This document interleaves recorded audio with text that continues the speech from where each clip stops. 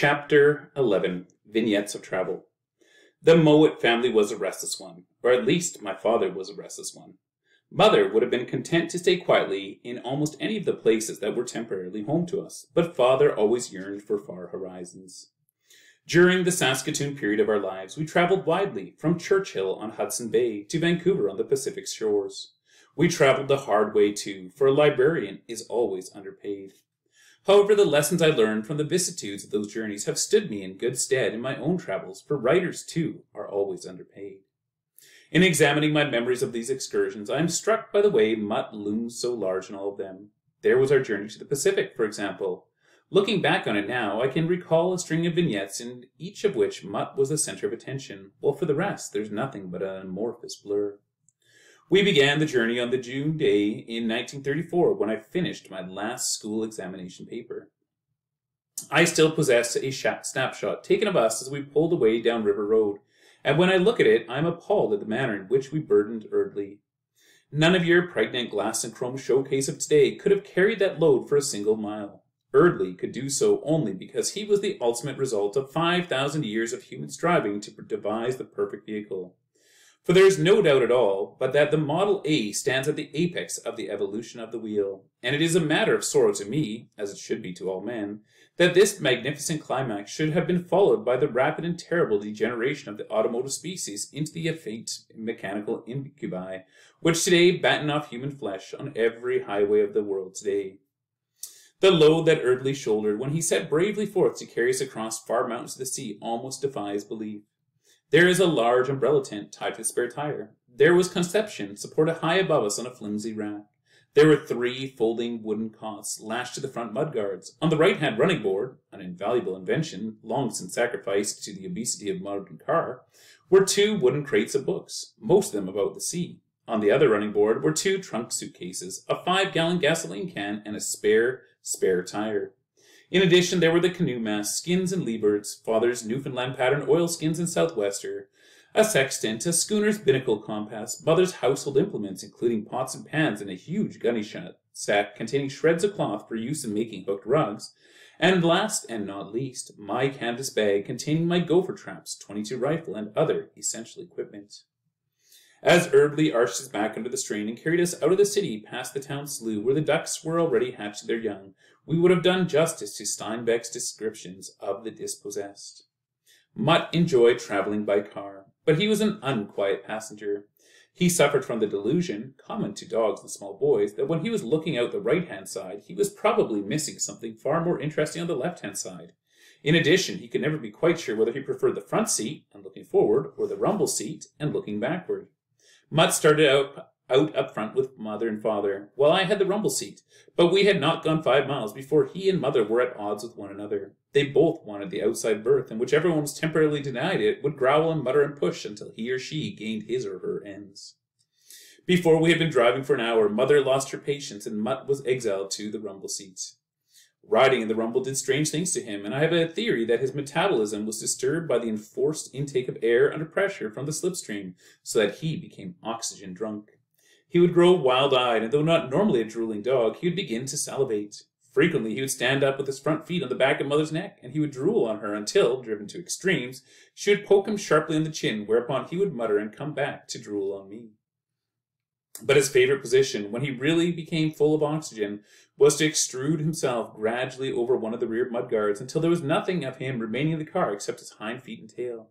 Here he would balance precariously, his nose thrust far out into the slipstream and his large ears fluttering in the breeze. The prairie roads were indescribably dusty, and his nose and eyes would soon become so clogged that he would be almost blind and incapable of smelling a dead cow at 20 paces. He did not seem to mind, but like a misshapen and misplaced figurehead, he would thrust further and further outward until he passed the point of balance. Then only my firm grip on his tail could prevent disaster, and on one occasion, when my grip relaxed a little, he became airborne for a moment or so before crashing to the road behind us. When this happened, we thought that we had lost him forever. By the time father got the car stopped, Mutt was 100 yards in the rear, spread-eagled in the center of the road, screaming pitifully. Father assumed the worst and concluded that the only thing to do was to put the poor beast out of his misery at once. He leaped out of the car and ran to a blacksmith shop that stood by the roadside, and in a few minutes returned, waving the blacksmith's old revolver. He was too late. While he had been out of sight, Mutt had spotted a pair of heifers staring him over the fence, and had hastily picked himself up to give vociferous chase. Although he suffered no lasting injuries from this mishap, there was one minor consequence that allowed me to make a place for myself in the family annals by subsequently reporting that Mutt was so scared that he went to the bathroom in his pants. Because of the dust, we 3 human travelers were equipped with motorcyclist goggles.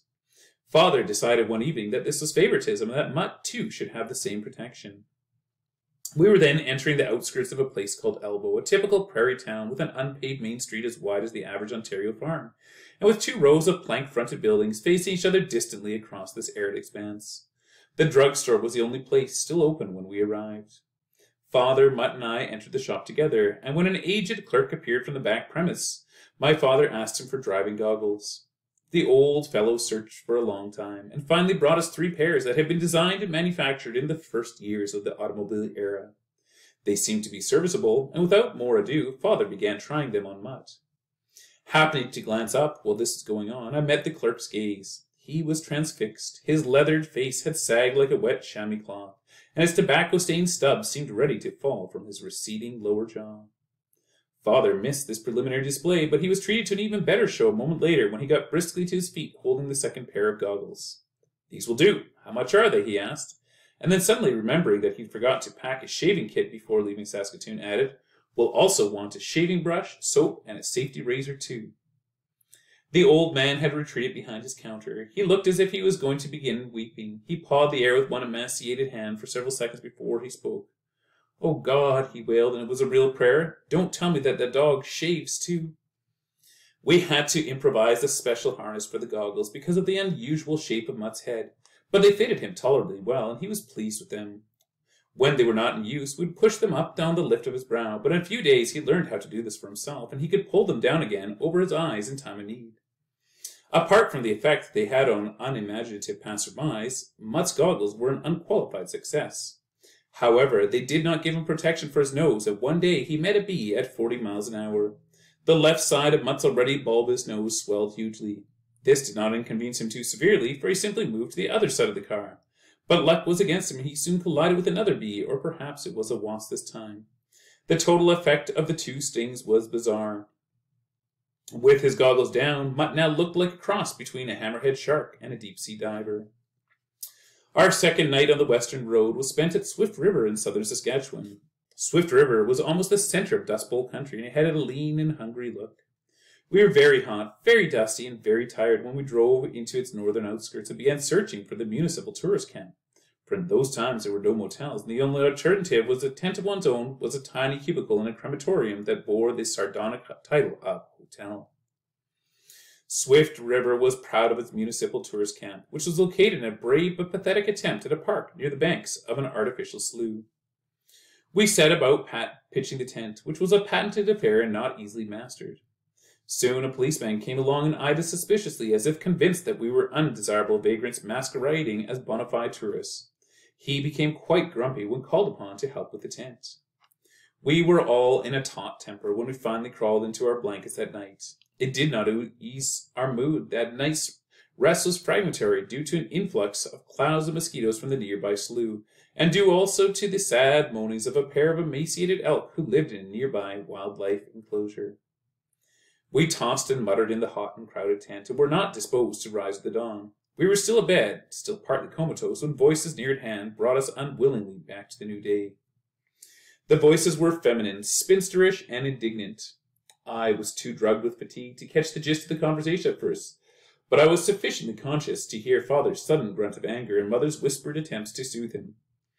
Things seemed interesting enough to warrant waking fully, so I sat up in bed and gave the voices my attention. The dialogue went like this, from outside. "It's a shame, that's what it is, a regular public nuisance. I can't imagine what the officials are thinking of to allow it." Mutterings from Father, who seemed to now know what this is all about. "Old harridans. What the devil do they think they are?" Mother soothingly. "Now, Angus." Outside again. "What a perfectly poisonous smell. Do you think it really is a dog?" At this, my father jerked convulsively, and I remember that Mutt had abandoned the dubious comforts of the tent at the early dawn and had walked all over me, seeking the doorway. I began to share my father's annoyance. No stranger had the right to speak of Mutt in terms like this, and they were growing worse. It looks like a dog, but how it stinks, the disembodied and waspish voice continued. Whew, whoever owns it should be put in jail. This was more than Father could bear. His bellows shook the tent. I own that dog, he cried, and what do you intend to do about it? He had already begun to stumble about, looking for his clothes, when one of the voices responded in a manner that unhinged him completely. Well, it said scathingly, why don't you bury it? Or is that too much to expect from drifters? It was only at this point that Father burst out of the tent, clad only in his pajama tops and so angry that he was incoherent. Wordless he might have been, but his tone of voice was sufficient to send the two bird watchers, for that is what they were, skittering to their car. They vanished with a clash of gears, leaving us alone with the unhappy elk and with the dog. It was not Mutt. It was a strange dog, and it floated, belly up, in a backwater of the slough, not more than 20 feet away. It had been dead a long, long time. Mother was triumphant. There, you see, she told my father, you never look before you leap. She was undeniably right, for if Father had looked, we would have been spared the half hour that followed, when the grumpy policeman returned and demanded that we haul our dog out of the slough and bury it at once. He was really more truculent than grumpy, and he did not have a sympathetic ear for our attempts at explanation. It would perhaps have been easier to convince him that the whole affair was a misunderstanding had Mutt been present. But Mutt had gone off in the early dawn to examine the quality of Swift River's garbage cans, and he did not return until Erdley stood packed and ready to flee. Mutt never understood why Father was so short with him for the rest of the day. The remainder of our journey through the prairies passed without undue excitement, and this was well, for it was a time of mounting fatigue and of temper strained by days of heat, by the long pall of dust, and by the yellow desert of the drying plains. The poplar bluffs were few and far between, and their parched leaves rustled stiffly with the sound of death. The sloughs were dry, their white beds glittering in the destroying heat. Here and there a tiny puddle of muck still lingered in a roadside ditch, and the potholes had become death traps for innumerable little families of ducks. Botulism throve in the stagnant slime, and the ducks died in the thousands. Their bodies did not rot, but dried as mummies dry. It was a grim passage, and we drove Erdley hard, heedless of his steadily boiling radiator and his laboring engine. And then one morning there was a change. The sky that had been dust-hazed for so long grew clear and sweet. Ahead of us, hung between land and air, we saw the first blue shadows of the distant mountains. We camped early that night, and we were in high spirits at our escape from drought and desert. When the little gasoline stove had hissed into life and Mother was preparing supper, Mutt and I went off to explore this new and living land. Magpies rose ahead of us, their long tails iridescent in the setting sun. Pipits climbed the crest of the high clouds and sang their intense little songs. Prairie chickens rose chuckling out of a green pasture that lay behind a trim white farmhouse. We walked back to the tent through a poplar bluff whose leaves flickered and whispered as live leaves do. We crossed through most of Alberta the next day, and by evening were climbing the foothills. It had been a day for Mutt to remember. Never had he suspected that cows existed anywhere in such vast numbers. The size of the herds bewildered him so much that he lost all heart for the chase. He was so overwhelmed and so greatly outnumbered that he stayed in the car even when we stopped for lunch. In the evening we made our camp near a little roadside stand that sold gasoline and soda pop, and here Mutt tried to recover his self-respect by pursuing a very small, very lonely little cow that lived behind the garage. His cup of woe was filled to overflowing when the little cow turned out to be a billy goat, Mutt's first, and retaliated by chasing him back to the tent and then attempting to follow him inside. We began the passage of the mountains in the morning, and we chose the northern route, which at that time was no easy path even for a Model A.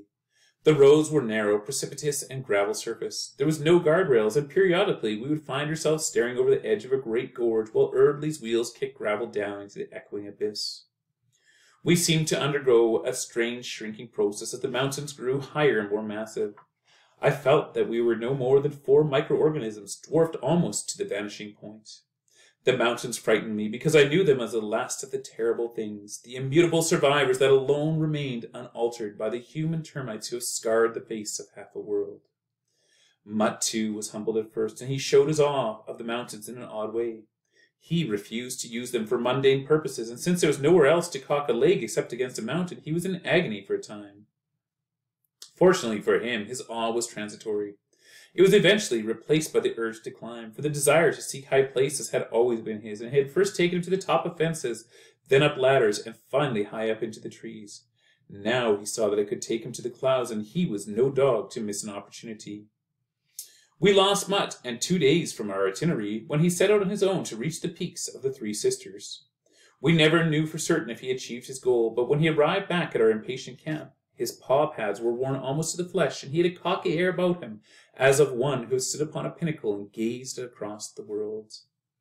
This mountain-climbing passion was an infernal nuisance to the rest of us, for he would sneak away whenever we stopped, and would appear high in the face of some sheer cliff, working his way steadily upward, and deaf to our commands that he return at once. One day we paused for a drink of spring water near the face of a forbidding cliff, and of course Mutt was unable to resist the challenge. We did not notice that he was gone until a large American limousine drew up alongside us, and from it 4 handsome women and 2 well-fed men emerged. They were all equipped with movie cameras and binoculars, and some of them began staring at the cliff with their glasses, while the rest leveled their cameras. The whir of their machines brought me over to see what this was all about. I asked one of the women. "Hush, Sonny," she replied in a heavy whisper. "There's a real live mountain goat up there." And with that, she too raised her camera and pressed the button. I spent a long time looking for that goat. I could see Mutt clearly enough, some 300 feet up the cliffside, but no goat. I supposed that Mutt was on the goat's trail, and it irked me that I was blind while these strangers were possessed of such keen eyes. After some 10 minutes of intent photography, the Americans loaded themselves back into the limousine and drove away, engaging in much congratulatory backslapping at the good luck that as they went.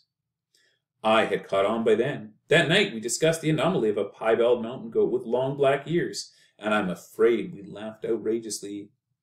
Yet, in the point of fact, no genuine mountain goat could have given a more inspired demonstration of mountaineering techniques than could Mutt.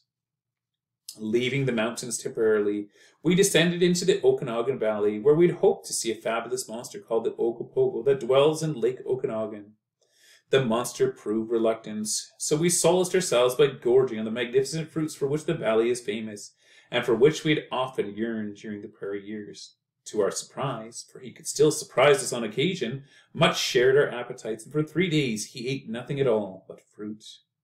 He preferred peaches, muskmelon, cherries, but cherries were his undoubted favourites.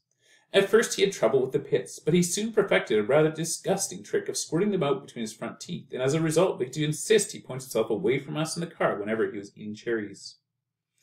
I shall never forget the baleful quality of the look directed at Mutt by a passenger on the little ferry in which we crossed the Okanagan River. Perhaps the look was justified. Certainly, Mutt was a quaint spectacle as he sat in the rumble sheet, his goggles pushed far up on his forehead, eating cherries out of a 6-quart basket. After each cherry, he would raise his muzzle, point it overside, and nonchalantly spit the pit into the green waters of the river.